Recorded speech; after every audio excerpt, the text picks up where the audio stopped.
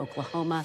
He was also a friend of Charlie Kirk. Senator, I want to start off by extending my condolences to you. I'm so sorry for your loss, and I want to just ask how you're holding up today. You know, Charlie was a friend, but who's really hurting today is his family. You know,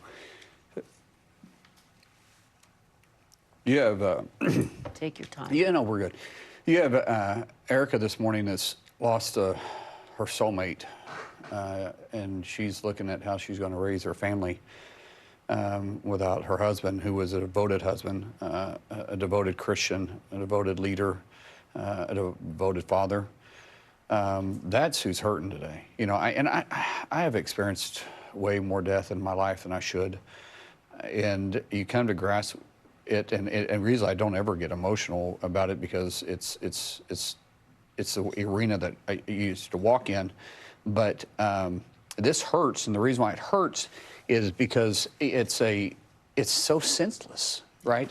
I mean, what did Charlie do to anybody? Yeah. He wasn't intimidating anybody. The guy didn't make laws. He wasn't politically elected.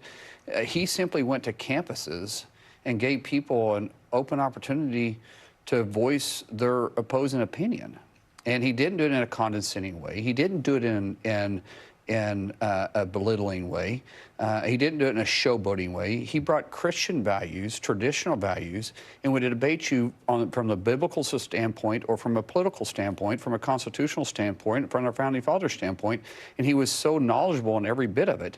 And so why was he so threatening? What was it that was so threatening about Charlie Kirk that you felt like you needed to silence his voice and take that voice away from his children the rest of their life, to take away that husband from Erica the rest of his life? What was so threatening to you that you had to remove him from this world and steal him from all of us?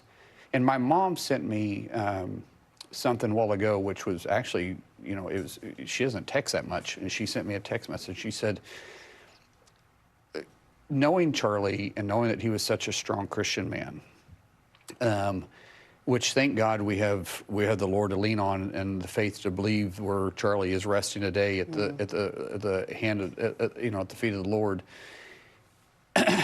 She said he was only on this world for 31 years, and his spirit must have known that, because he accomplished major things.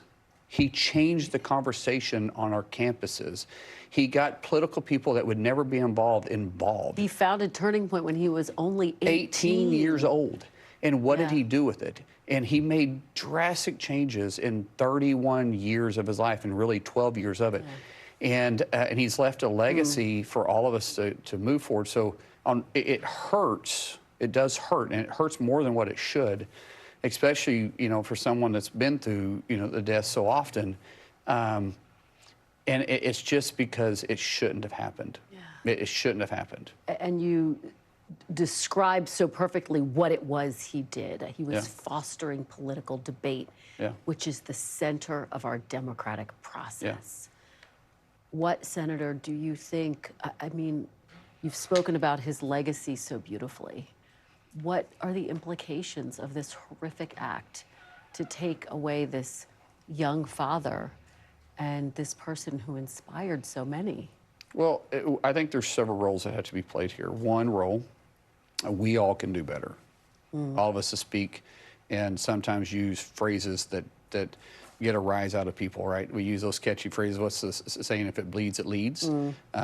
That it's not just to the media, it's to the politicians too, that tries to catch that one catchphrase that's going to be replayed over and over again. And all sometimes we're doing is stroking the fire or throwing gasoline on it, as we call gaslighting. And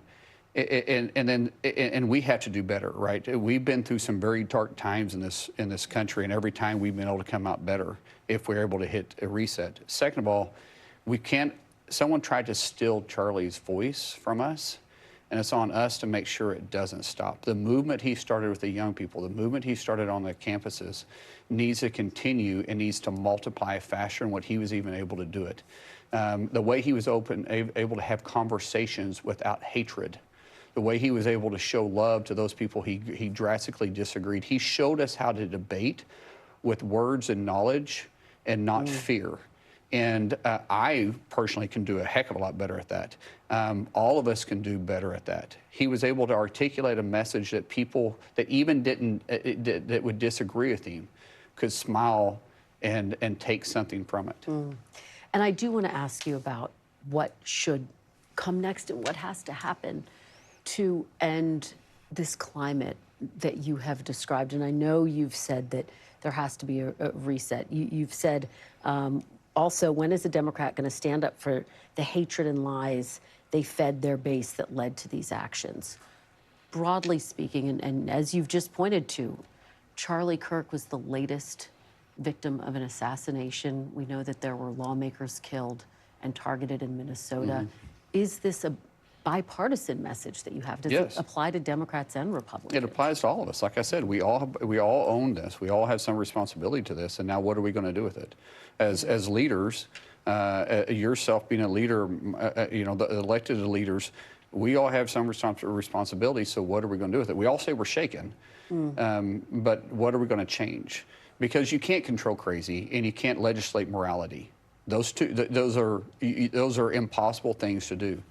But we also know how to be more responsible with the words we say. They say sticks and stones may break my bones, but words will never hurt me. That's not accurate, and we know that. We've been taught that, but that's not accurate. And so the sense of responsibility that we can take from this is we can agree to disagree.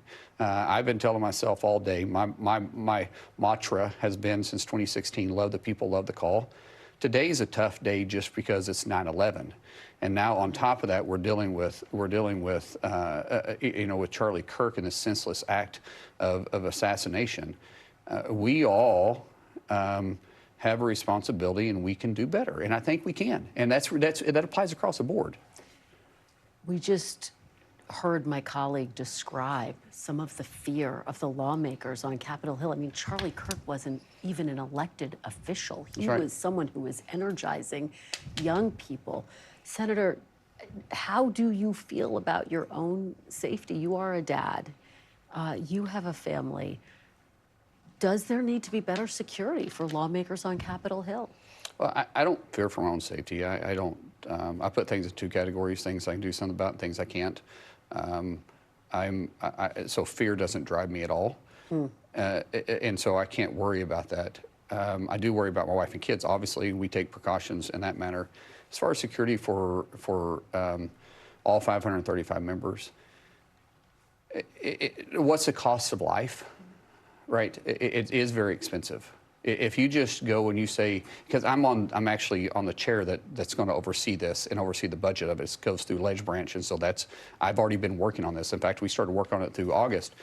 But just say we put this detail that what an average governor has in the state of, in most states, is usually a 3-person detail.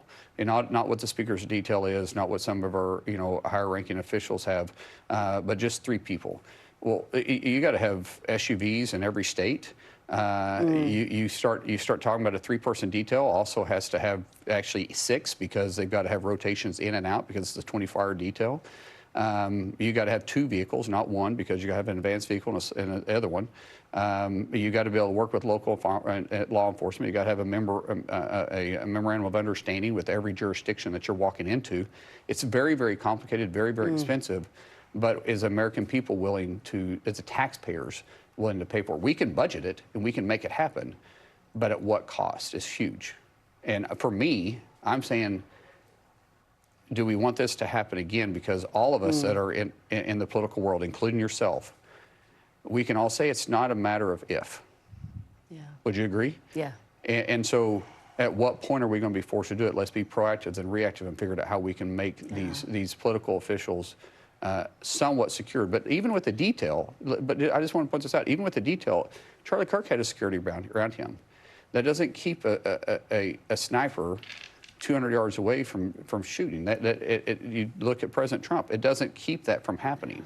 It just keeps the crazies from getting too close to you. You have to go vote, but very quickly, I do want to give you the final word to let you, how would you like your friend Charlie Kirk to be remembered? A legend.